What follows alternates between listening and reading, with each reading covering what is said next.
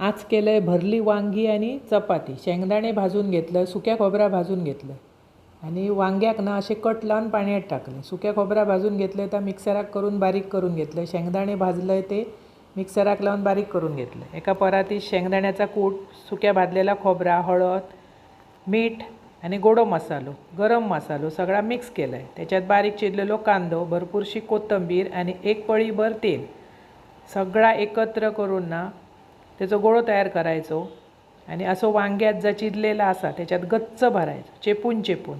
अप्रतिम चव येतं. असं वांग्या करून बघा. आणि आज डायरेक्ट कुकराक लावून 3 शिट्यो काढून घेतलं आहे. त्याच्यानंतर एक पॅन कुकर घेतलं आहे, त्याच्यात घातलं आहे तेल जरा जास्त घाला. फोडणीक घातलं आहे मोहरी आणि टोमॅटो. व्यवस्थित परतून झाल्यावर वांगी लावलं आहे. एक वाफ काढलं आहे आणि ती परतून घ्यायची जरा पहिली.